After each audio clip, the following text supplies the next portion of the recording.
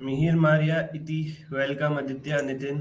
Good morning good morning good morning बच्चों, good morning Iti ji, good morning Maria, good morning Mihir. Very very good morning सभी बच्चों को। Audio video ठीक है? नमस्ते नितिन भाई। ऑडियो वीडियो ठीक है बच्चों?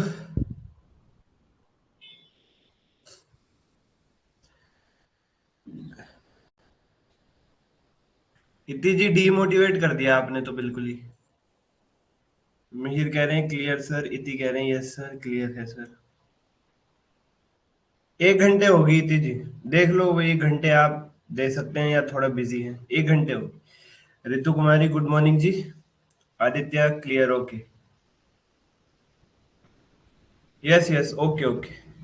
9:15 पे शुरू हो जाती थी जी। आज थोड़ा सा एक टेक्निकल ग्लिच था, और दूसरी वजह यह है कि एक दो स्टूडेंट को हटाना पड़ा इस बैच में से ना, जो पता नहीं कहाँ से जुड़ गए थे, इसलिए थोड़ा सा टाइम लग गया। हाँ नितिन, ठंड बढ़ गई भाई। कल बारिश हो गई रात को। कल रात को बारिश हो गई बाबू, इसलिए थोड़ी सी जो है ठंड बढ़ गई, इसलिए मैं दोबारा तुम्हें ऐसे नजर आ रहा हूँ। और आप लोगों को पढ़ाना होता है, इसलिए सेफ्टी बहुत जरूरी है। खांसी जुकाम भी हो गए ना तो दिक्कत हो जाती है।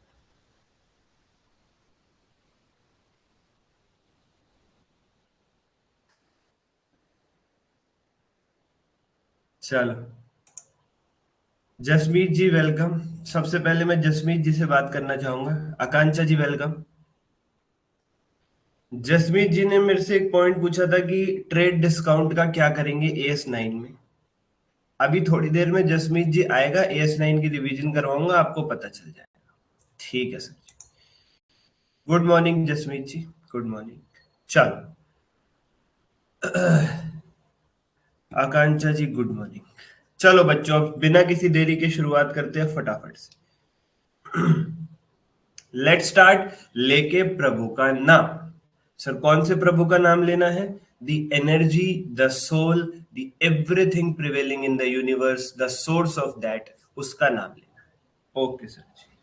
बाकी जिस भी भगवान में आप यकीन रखते हैं, अगर आपको वहां से आस्था मिलती है, उम्मीद मिलती है, ताकत मिलती है, चीजों से लड़ने की हिम्मत मिलती है, तो भाई बिल्कुल यकीन रखिए, उससे बढ़िया और क्या ही हो सकता है। लो नितिन भाई की सुन लो तुम। ये अनारकली पसंद नहीं है, इसे वापस दीवार में चिन दो। हम्म। अब चक्कर ये है, मैं किसी की भी फोटो लगा लेता यहाँ पे। कुछ बच्चे तो ऐसे ही हैं जिनको कोई ना कोई पसंद नहीं है, क्या करें। तो हमने तो एक चुनी थी भाई, कि भाई लगा दे, जो थोड़ा ज्यादा आजकल थोड़ा सुर्खियों में रही है पिछले कुछ समय में। तो अब नहीं पसंद आ रही है तो ठीक है, अब दीवार में चली जाएगी इसे इसके बाद ये वापस। चलो, जब हमने AS9 करवाया था बच्चों आपको, ये कोई मैं आलिया भट्ट की फोटो लगा के यहाँ पे कोई फैशन शो की क्लास नहीं है आज। जो बच्चों ने देखा नहीं होगा AS9, वो सोच रहे होंगे ये क्या ले आए आज, आलिया भट्ट कहाँ से ले आए। जब हमने AS9 कराया था प्यारे बच्चों, तो हमने ये अनारकली के माध्यम से इसकी कहानी सुनाई थी, इसलिए इसकी फोटो लगी हुई। आपको झंझट में नहीं पड़ना है अब, आपको सीधा रिवीजन करनी है फटाफट से। 11 बातें हमें AS9 के अंदर करनी होती है। सबसे पहली बात बच्चों, रिवीजन शुरू करवा रहा हूं अब मैं आपको AS9 की, जिसका नाम है रेवेन्यू रिकॉग्निशन। ठीक है जी। रेवेन्यू रिकॉग्निशन का जो ये अकाउंटिंग स्टैंडर्ड है आपका, ये गुड्स की सेल, सर्विसेज की सेल और इंटरेस्ट, रॉयल्टी, डिविडेंड, इन 5 चीजों का जो रेवेन्यू है, इन 5 चीजों से जो कमाई होती है, उसे किस पर्टिकुलर मोमेंट पे आपकी बुक्स में रिकॉग्नाइज यानी रिकॉर्ड किया जाता है, ये सिखाएगा AS नंबर 9। ठीक है सर जी। अब एक एक करके कुछ एक हम एग्जांपल्स लिखे हुए हैं, कुछ क्वेश्चन आंसर्स लिखे हुए हैं, जिसके माध्यम से हम पूरी बात कवर अप कर जाएंगे। बच्चों सुनो ध्यान से। एक रणवीर सिंह नाम का बंदा है, जिसने गारमेंट्स का शोरूम खोला। 1 लाख रुपए के गुड्स उसने परचेज किए, और 100% सारे के सारे गुड्स बेच भी डाले। सेल प्राइस कितना है? 1.5 लाख। 1.5 लाख का सेल प्राइस है सर। प्रॉफिट कितना हुआ? 50,000। वो तो सिंपल बात है। बट प्रॉफिट को रिकॉर्ड करना AS9 नहीं सिखाता है। बहुत सारे बच्चों के दिमाग में ये कंफ्यूजन और सिमिलैरिटी रहती है कि रेवेन्यू और प्रॉफिट एक ही बात है। ना रे बाबा ना। यहाँ रेवेन्यू है 1.5 लाख, जो सेल करके पैसा आ रहा है, और प्रॉफिट है 50,000, उसकी रेवेन्यू के अंदर छुपा होता है प्रॉफिट। ठीक है सर, तो हम 50,000 के प्रॉफिट के बारे में बात नहीं करेंगे AS9 में, हम ये जो 1.5 लाख का रेवेन्यू हो रहा है इसी के बारे में बात करेंगे। अब ये जो 1.5 लाख रुपए का रेवेन्यू हो रहा है इसमें से 1,20,000 तो कस्टमर्स ने तुरंत पे कर दिए और 30,000 रुपए एक महीने बाद देने की कह रहे हैं।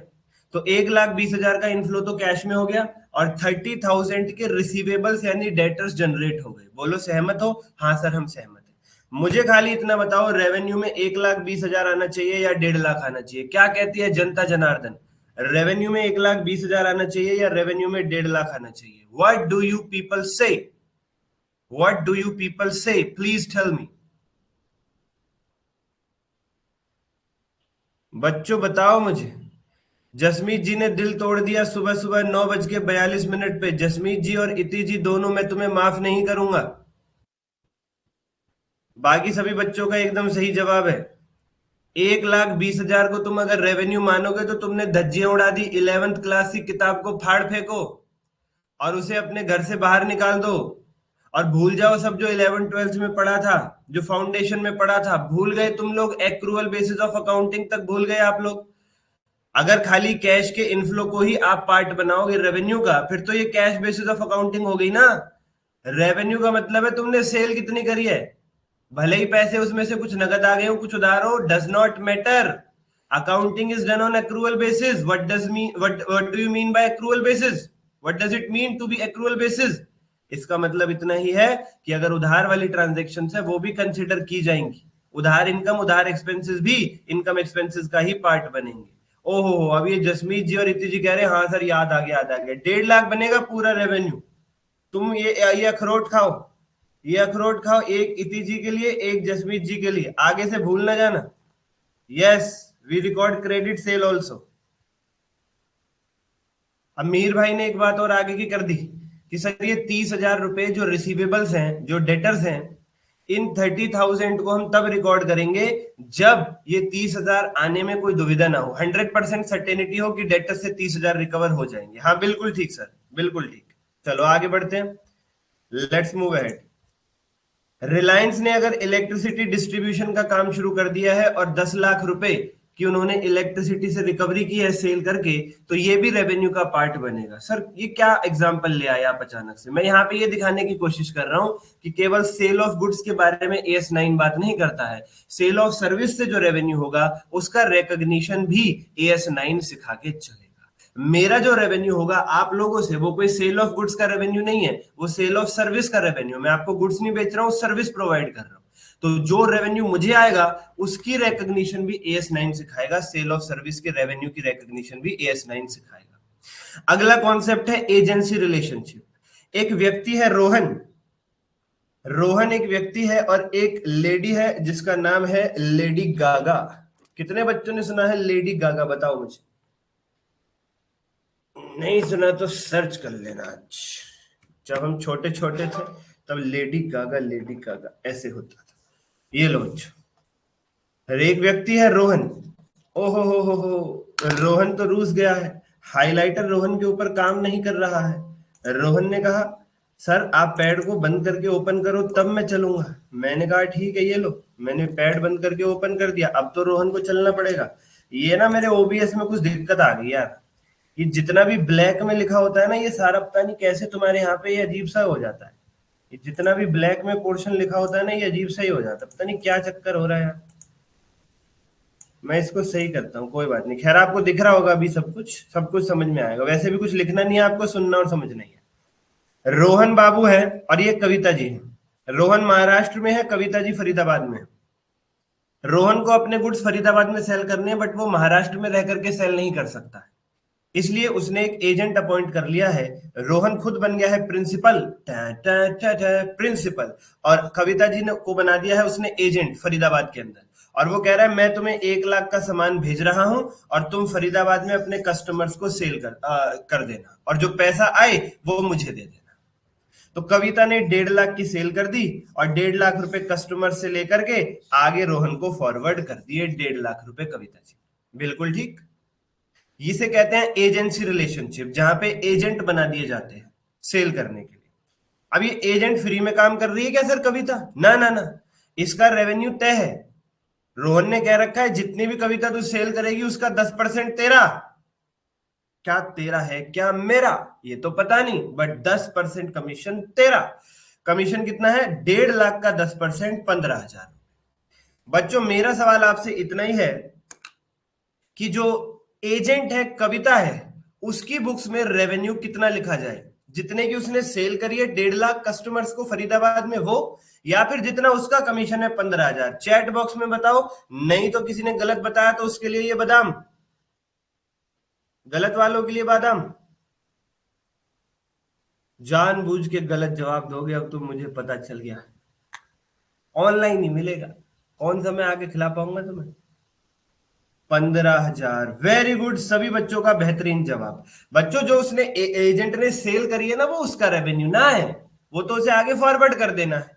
उसका रेवेन्यू केवल कमीशन होगा। क्यों? क्योंकि गुड्स का ओनर आज भी प्रिंसिपल रोहन ही है, रिस्क आज भी ओनर का ही है। ठीक है सर जी। रोहन ने उन गुड्स की ओनरशिप कविता के नाम नहीं कर दी कि कविता आगे बेच के 1.5 लाख अपनी जेब में रख लेगी। बस उसको ट्रांसफर किए कि तू बेच दे और पैसे मुझे दे दियो, तेरा कमीशन तुझे पहुंचा दिया जाएगा। ये एजेंसी रिलेशनशिप है जी। ठीक है सर जी। तो हमारे पास कितनी बातें हो गई? हमने गुड्स के रेवेन्यू के बारे में देखा, हमने सर्विस के रेवेन्यू के बारे में देखा, हमने एक एजेंसी रिलेशनशिप का कॉन्सेप्ट समझा। अभी इंटरेस्ट, रॉयल्टी, डिविडेंड ये बाकी हैं, और एक दो चीजें और बाकी है। What is not revenue as per AS9? AS9 के हिसाब से रेवेन्यू की परिभाषा में निम्नलिखित 1 2 3 4 5 चीजों को शामिल नहीं किया जाता है बच्चों। पहली बात क्या है? Realised unrealised gain from disposal और holding of non current asset. अगर नॉन करंट एसेट को बेच करके आप कोई प्रॉफिट रियलाइज करते हो, वो AS9 में रेवेन्यू में नहीं आएगा। क्यों? क्योंकि पहली बात तो प्रॉफिट मार्जिन नहीं आता AS9 में, केवल रेवेन्यू आता है। और दूसरी बात, नॉन करंट एसेट्स की पूरी अकाउंटिंग AS10 सिखाता है।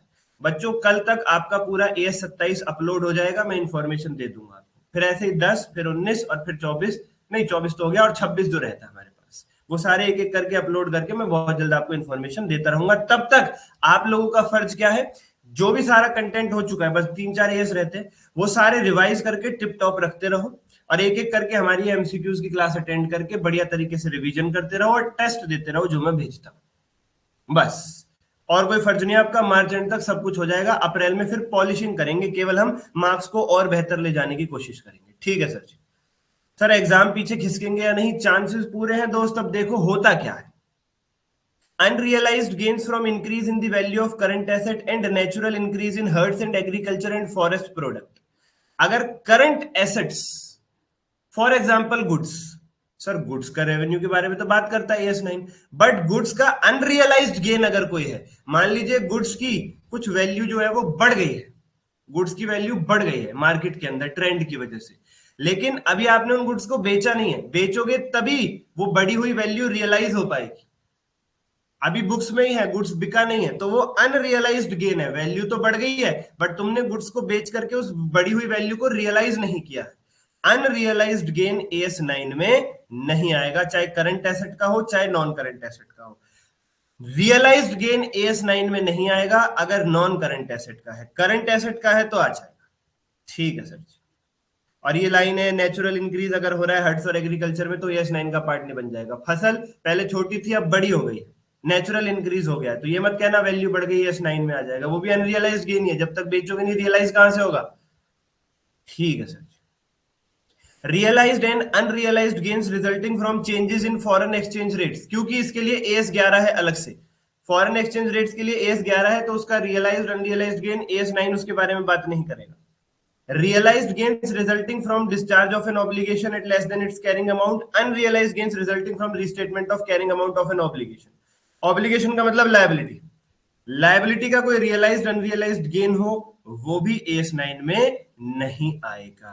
वो भी AS9 में नहीं आएगा। यानी सुनो प्यारे बच्चों, नॉन करंट एसेट का रियलाइज्ड अनरियलाइज्ड गेन कुछ भी AS9 में नहीं आएगा। लाइबिलिटीज का रियलाइज्ड अनरियलाइज्ड गेन कुछ भी AS9 में नहीं आएगा। फॉरेन एक्सचेंज रेट्स का रियलाइज्ड अनरियलाइज्ड गेन कुछ भी AS9 में नहीं आएगा। करंट एसेट्स का अनरियलाइज्ड गेन AS9 में नहीं आएगा, रियलाइज्ड वाला आ जाएगा। जो हर्ट्स एंड एग्रीकल्चर का जो इंक्रीज है उसका अनरियलाइज्ड गेन AS9 में नहीं आएगा। ये समरी है हमारे पास। ठीक है सर जी, मैं खूब समय लगा रहा हूं, जस्ट एक रिवीजन क्लास है, बट फिर भी AS9 इंपॉर्टेंट है इसलिए मैं टाइम लगा रहा हूं। आइए जरा, पीछे जो मैंने आपको बताया वो था कि AS9 के हिसाब से रेवेन्यू की परिभाषा में क्या नहीं आएगा। अब मैं आपको बता रहा हूं AS9 कहां कहां एप्लीकेबल नहीं होगा। दोनों बातें अलग अलग है। रेवेन्यू में ना आने का मतलब अलग है और AS9 ना लगने का मतलब अलग है। ठीक है सर जी। AS9 किस किस पे नहीं लगेगा? कंस्ट्रक्शन कॉन्ट्रैक्ट पे नहीं लगेगा क्योंकि उस पे AS7 लगता है। कंस्ट्रक्शन कॉन्ट्रैक्ट से आने वाले रेवेन्यू पर AS9 नहीं लगेगा क्योंकि उसके लिए अलग अकाउंटिंग स्टैंडर्ड है। AS7 हमने पूरा किया था टिचकुले एंड टिचकुले कंपनी अक्षय कुमार के माध्यम से। Revenue arising from hire purchase lease agreement ये भी नहीं आएगा AS9 में क्योंकि इसके लिए अलग से AS19 है। Revenue arising from government grant and other similar subsidy ये भी AS9 में नहीं आएगा क्योंकि इसके लिए अलग से AS12 है। और इंश्योरेंस कंपनी से रेवेन्यू जो है उनका इंश्योरेंस कॉन्ट्रैक्ट से वो भी नहीं आएगा क्योंकि उसके लिए कोई भी अकाउंटिंग स्टैंडर्ड नहीं है। AS9 में भी नहीं आता वो और कोई AS भी नहीं है उसके लिए बनना, बाकी है, अभी समय लगेगा। ठीक है सर। अगली बात, सेल ऑफ गुड्स के रेवेन्यू को हम AS9 में रिकॉर्ड करके चलेंगे, लेकिन कब? जब तीन शर्तें पूरी हो जाएंगी। सेल ऑफ गुड्स के रेवेन्यू को रिकॉर्ड करने के लिए तीन शर्तों का पूरा होना जरूरी है। सेल ऑफ गुड्स का रेवेन्यू AS9 में आएगा, उसको रिकॉर्ड करना AS9 सिखाएगा, बट कब रिकॉर्ड करना है उससे पहले तीन शर्तें पूरी हो जानी चाहिए। कौन कौन सी शर्त है? Seller of the goods has transferred to the buyer property in the goods for a price. Ownership transfer हो चुकी है बायर के नाम पे। All significant risk and reward of ownership have been transferred and seller retains no effective control. Goods पर seller का कोई अधिकार नहीं रह गया है, ओनरशिप बायर के नाम ट्रांसफर हो चुकी है। दो शर्तें तो ये होगी। और तीसरी शर्त, no significant uncertainty exist regarding the ultimate collection.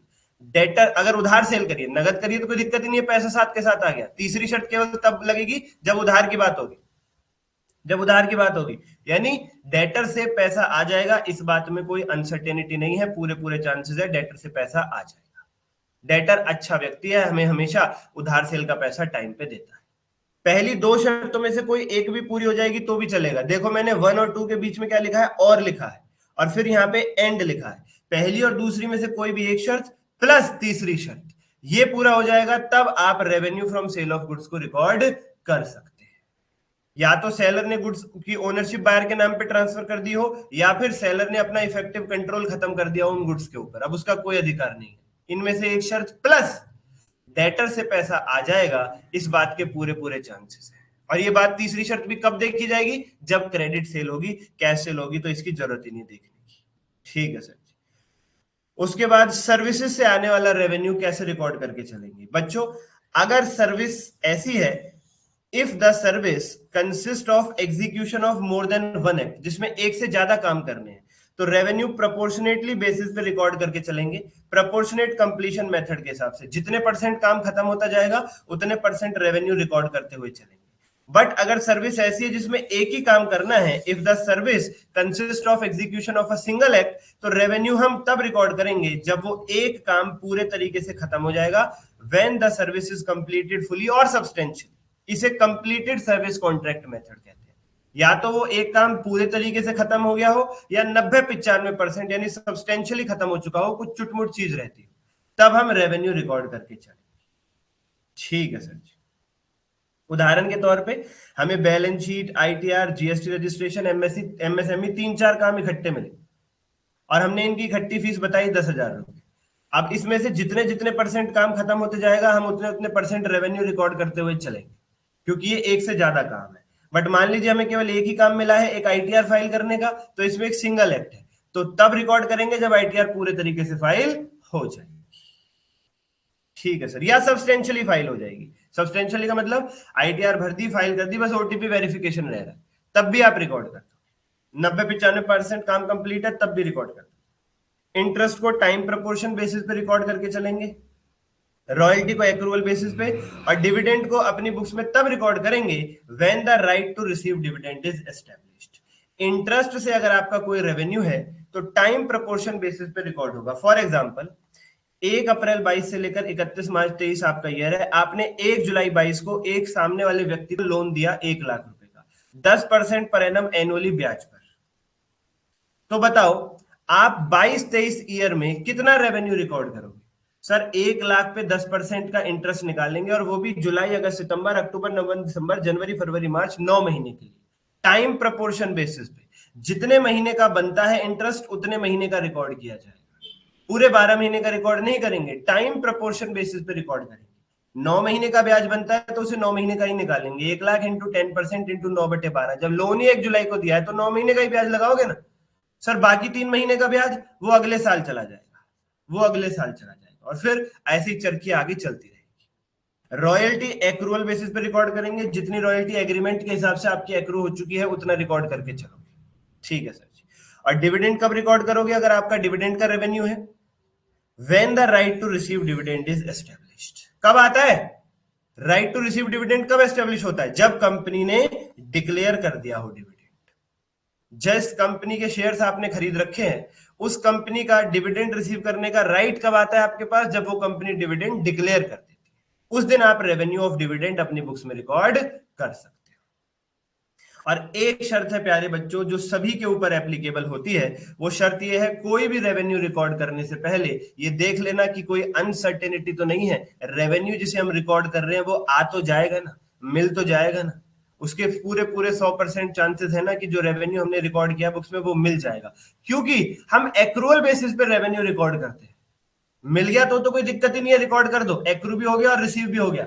But अगर खाली एक्रू हुआ है, रिसीव नहीं हुआ, हम फिर भी रिकॉर्ड कर देंगे रेवेन्यू को, क्योंकि हमारी अकाउंटिंग सारी एक्रूअल बेसिस पे होती है।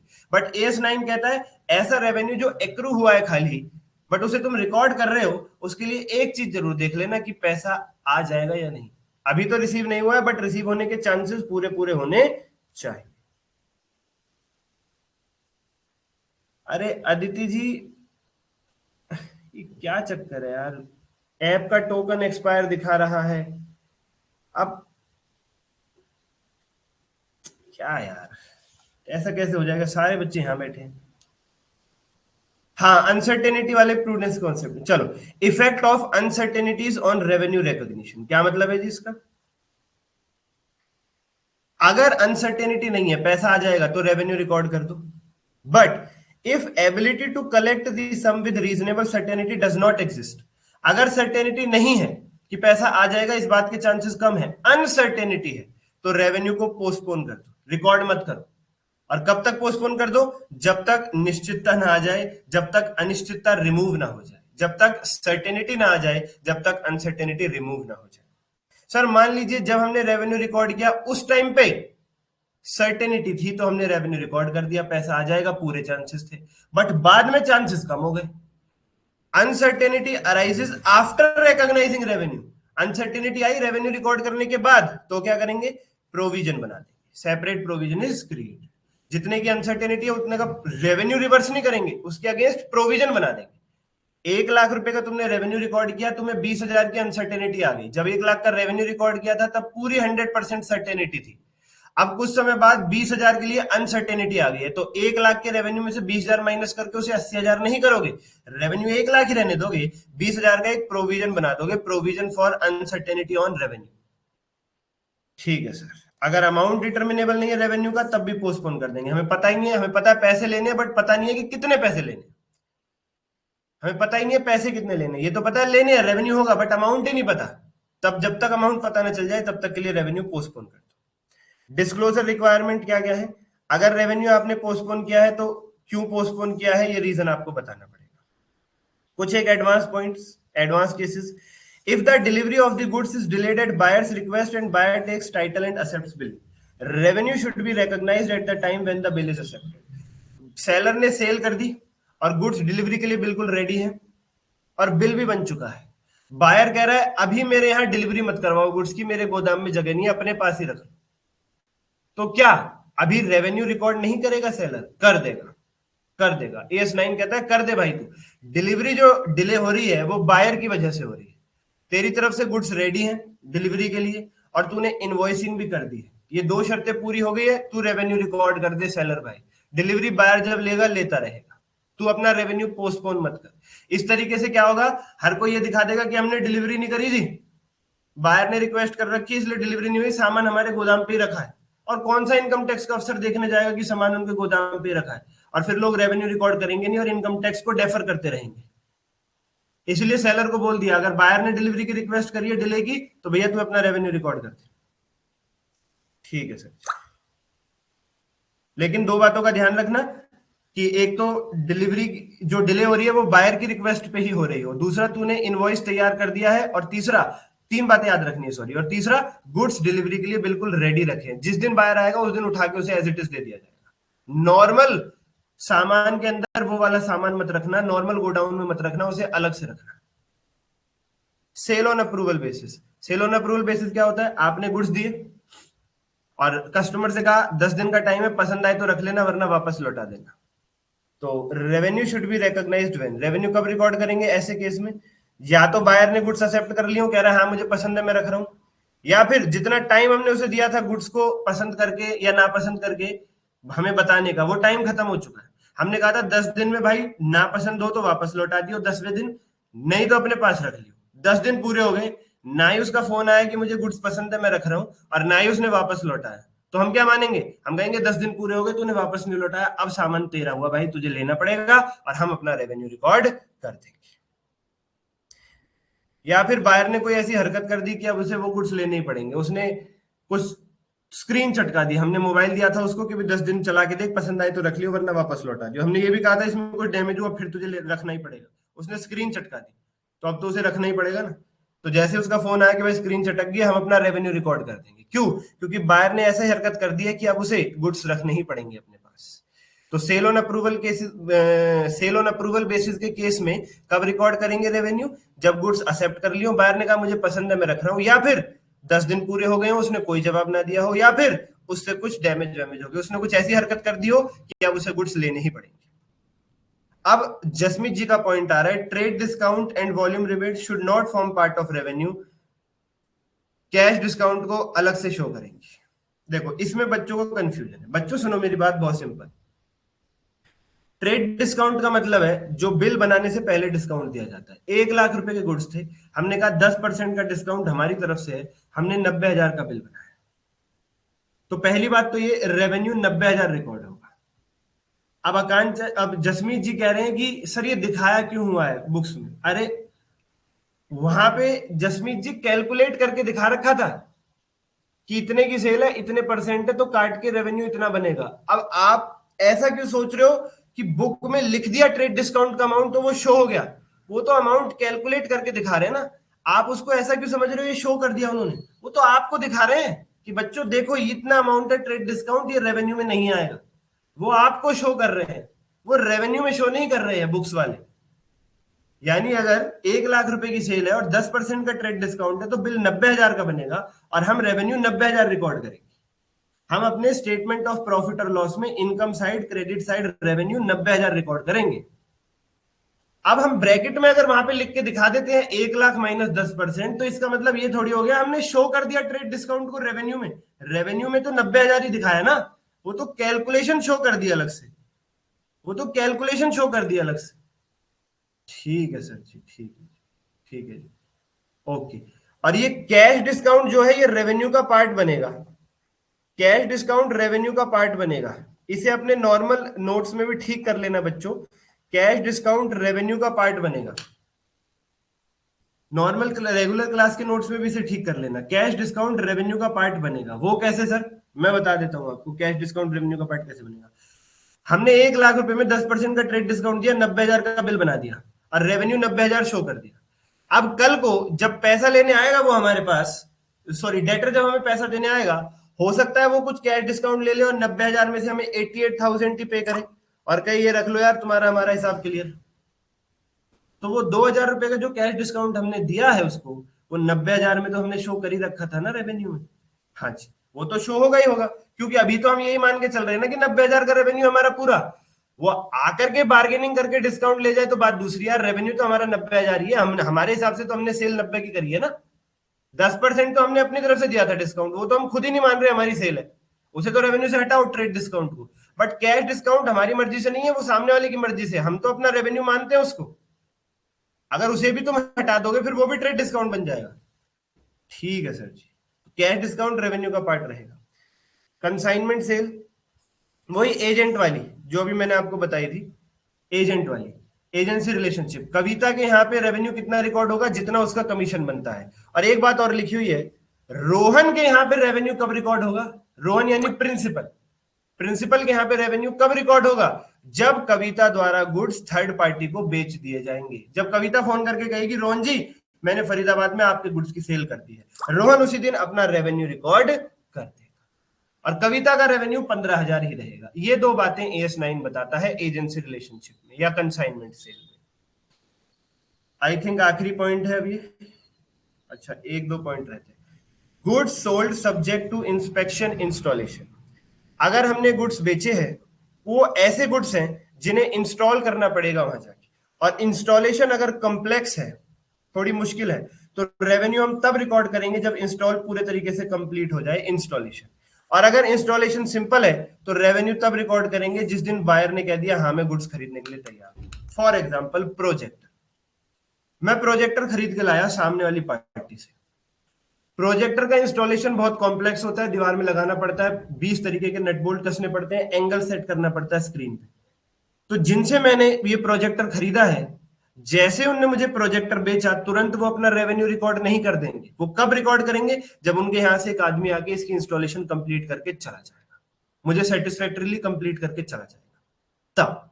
और अगर कोई ऐसा प्रोडक्ट है जिसकी इंस्टॉलेशन बिल्कुल सिंपल है, फॉर एग्जांपल रेफ्रिजरेटर, मैंने रेफ्रिजरेटर ऑर्डर किया अमेजोन पे, वो आएगा, उसे मैं एक प्लग में लगाऊंगा एक कोने में और वो चालू। तो अगर गुड्स ऐसा है जिसकी इंस्टॉलेशन बिल्कुल ही सिंपल है, तो फिर ऐसे केस में रेवेन्यू कब रिकॉर्ड होगा, refrigerator company LG, for example LG अपना रेवेन्यू कब रिकॉर्ड करेगी, जैसे ही मैं ऑर्डर करूंगा अमेजोन पे, एग्री करूंगा कि हाँ मैं गुड्स खरीद रहा हूं, जैसे मैं एग्री करूंगा, या डिलीवरी के टाइम पे जब मैं कहूंगा हाँ इस गुड्स में कोई भी डिफेक्ट नहीं है, मैं इसे बाय कर रहा हूं, रिटर्न नहीं कर रहा हूं, उस दिन एलजी वाले रेवेन्यू रिकॉर्ड कर देंगे। ठीक है सर जी। और सेल एंड रीपर्चेज एग्रीमेंट क्या होता है, टैक्स प्लानिंग के लिए कुछ लोग क्या करते हैं, सेल करते हैं और फिर उसी गुड्स को वापस खरीदते हैं, सेल करते हैं और फिर उस दिन एग्रीमेंट कर लेते हैं कि वापस खरीद रहे हैं, सेल कम प्राइस पे करेंगे, वापस खरीदने का हाई प्राइस रखते हैं। तो इसे समझते हुए AS9 ने कहा इसे कोई रेवेन्यू नहीं माना जाएगा, ये टैक्स इवेजन की प्लानिंग है, इसे रेवेन्यू वगैरह मान करके नहीं चलेंगे। ऐसे केस में जो व्यक्ति सेल कर रहा है उसकी बुक्स में लोन और इंटरेस्ट बुक करेंगे, और जिसको सेल की जा रही है उसकी बुक्स में एडवांस गिवन, लोन गिवन और इनकम इंटरेस्ट की बुक करेंगे। और जो वो गुड्स है वो सेलर की ही बुक्स में शो होता रहेगा। आई रिपीट अगेन, ए ने बी को सेल करी और उस दिन एग्रीमेंट भी कर लिया कि मैं बी से ये गुड्स हायर प्राइस पे वापस खरीदूंगा, तो ऐसे केस में ए की बुक्स में लोन की लायबिलिटी और इंटरेस्ट का एक्सपेंस शो होगा, बी की बुक्स में लोन गिवन का एसेट और इंटरेस्ट की इनकम शो होगी, और जो गुड्स है वो मेरी यानी ए की ही बुक्स में शो होते रहेंगे। इतना ही आपको समझना है सेल एंड रीपर्चेज एग्रीमेंट में, इससे ज्यादा आपको जरूरत नहीं है। मैंने क्लास में रेगुलर में भी कहा था, अभी भी कह रहा हूं। ठीक है सर जी। तो बच्चों पूरी रिवीजन कंप्लीट हो गई है, आधा घंटा लगभग हमें लग गया इसके अंदर AS9 की रिवीजन कंप्लीट करने में। कोई दिक्कत नहीं है, अब हम MCQs पे आ जाते हैं बिना किसी देरी।